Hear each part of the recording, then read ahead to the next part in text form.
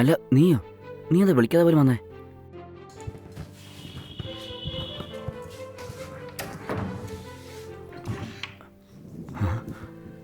നീ ഇങ്ങോട്ടേക്ക് പോവാൻ നിൽക്കാൻ തോന്നുന്നു. ഓഫീസിലോട്ട് ഇറങ്ങുമായിരുന്നു. ഒരു ചെറിയ മീറ്റിംഗ് ഉണ്ട്. നിർബന്ധമായിട്ട് പോണമെന്നുണ്ടോ? ആ, പോയേ പറ്റൂ. നിന്റെ ഓഫീസിലേക്കൊന്ന് ഫോൺ ചെയ്തിട്ട് കുറച്ച് ലേറ്റായിട്ട് വരട്ടെ എന്ന് ചോദിക്കോ? എന്തിനാ?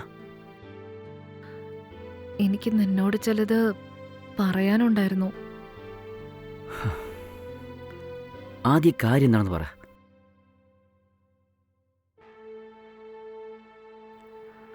ഞാനിപ്പോ പ്രഗ്നന്റ് ആണ്. വാട്ട്? നീ എന്തൊക്കെയാ പറയുന്നേ? അത് പിന്നെ പീരിയഡ്സ് മിസ്സായപ്പോ പ്രഗ്നന്റ് കിറ്റ് വാങ്ങിച്ചോണ്ട് വന്നിട്ട് ടെസ്റ്റ് ചെയ്ത് നോക്കി. പോസിറ്റീവ് ആണെന്നാ കാണിച്ചത്.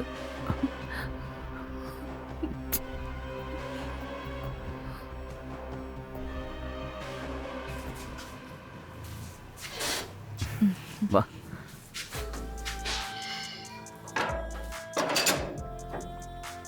വാ.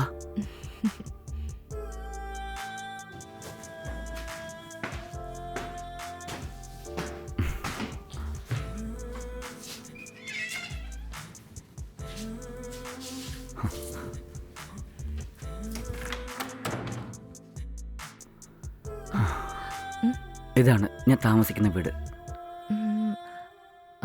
ഇവിടെ നീ മാത്രമാണോ താമസിക്കുന്നത്? യാ, ഞാൻ മാത്രമേ ഉള്ളൂ ഇവിടെ. ശരി, വാ ഇരുന്ന് സംസാരിക്കാം.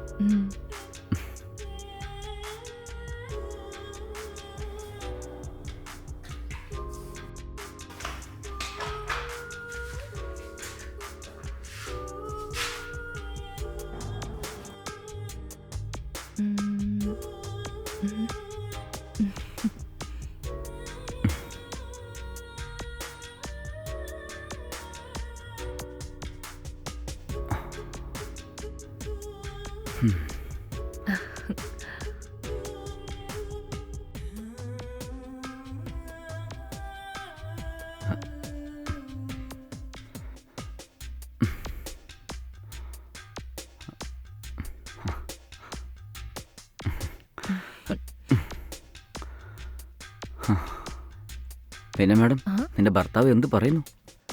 അയാളെ ഒരു വേസ്റ്റ് ഫെലോയാ. അയാള് വീട്ടിൽ നിന്ന് പോയിട്ട് 1 മാസമായി. ഇതുവരെ എനിക്ക് കാശ് അയച്ചിട്ടില്ല. ഒരു കൈക്കുഞ്ഞിനെയും വെച്ചോണ്ട് കാശില്ലാണ്ട് ഞാൻ എന്തുമാത്രം കഷ്ടപ്പെടുന്നുണ്ടെന്ന് അറിയോ നിനക്ക്? അങ്ങനെയാണെങ്കിൽ നിനക്ക് ഡിവോഴ്സ് കൊടുത്തൂടെ? നീ എന്നെ കല്യാണം കഴിക്കോ? അങ്ങനെയാണെങ്കിൽ മാത്രം ഞാൻ അയാളെ ഡിവോഴ്സ് ചെയ്യാം. എന്റെ അമ്മോ, എന്നെ കൊണ്ട് കല്യാണമൊന്നും കഴിക്കാൻ പറ്റില്ല. ശരി, നമുക്കെന്നാ ബെഡ്റൂം പോയാലോ?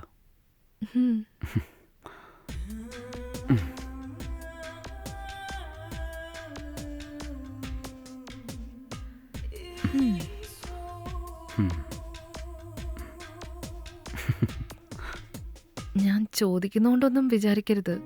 ഒരു 3000 രൂപയുണ്ടെങ്കിൽ തരുമോ? വീട്ടിലെ കുഞ്ഞിന് പാൽ പൗഡർ വാങ്ങിക്കൊടുക്കാൻ പോലും എൻ്റെ കയ്യിൽ കാശില്ല. എന്നെ ഒന്ന് ഹെൽപ്പ് ചെയ്യോ?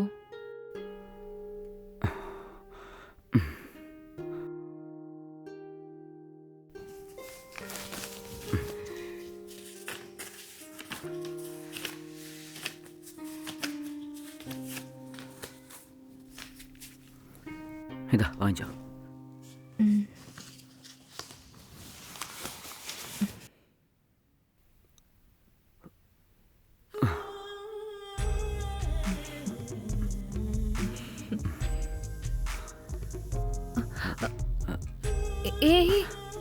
സേഫ്റ്റി വൃത്തികേട്, അതൊക്കെ എന്തിനാണേ? സ്പോയിലായില്ലേ?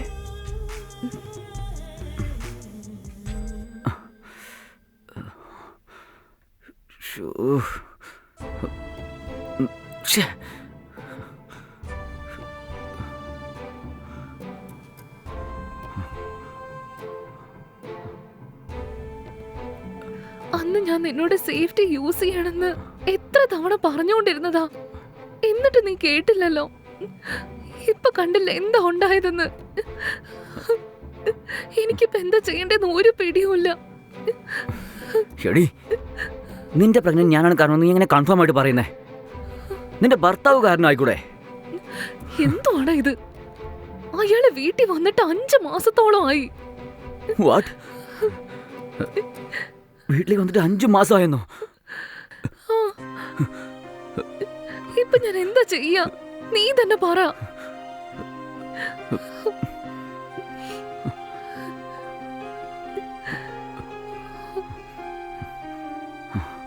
നീ ഇത് അബോർട്ട് ചെയ്തേക്ക്. നീ എന്ത് തമാശ പറയാ? അതിനൊക്കെ എന്തുമാത്രം ചെലവാവെന്ന് അറിയോ?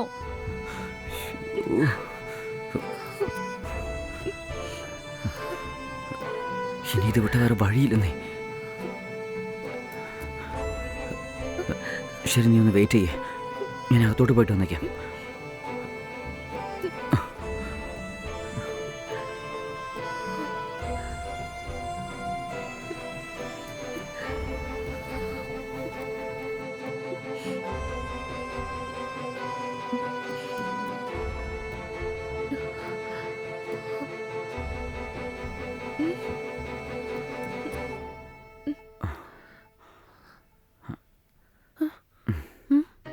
ഇതിൽ 25,000 രൂപയുണ്ട്.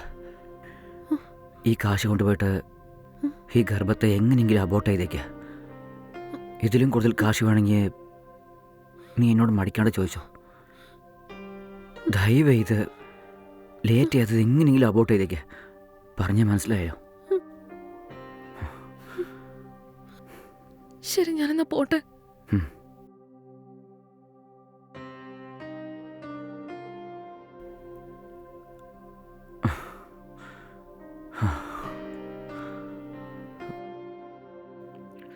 ഏട്ടാ, നമ്മുടെ പ്ലാന് സക്സസ് ആയി. 25,000. ഡ്രാമ കളിച്ചിട്ട് വെറും 25,000 രൂപ മാത്രമേ നിനക്ക് കിട്ടിയുള്ളൂ. കുറച്ച് ലക്ഷങ്ങളെങ്കിലും നീ അടിച്ചു മാറ്റുമെന്ന് ഞാൻ വിചാരിച്ചു. ഒറ്റയടിക്ക് തന്നെ അവന്റെ കാശ് മുഴുവൻ അടിച്ചു മാറ്റാൻ നോക്കിയാ അവന് ഡൗട്ട് വരാൻ തുടങ്ങില്ലേ? പിന്നെ അത് നമുക്ക് തന്നെ പ്രോബ്ലം ആവുക. അതും ശരിയാ, നീ പറഞ്ഞത് കറക്റ്റാ. എന്തായാലും കൊള്ളാം. ഈ വർഷം ദീപാവലി ആഘോഷിക്കാനായിട്ട് നമുക്ക് കാശ് കിട്ടി. അത് തന്നെ വലിയ കാര്യം.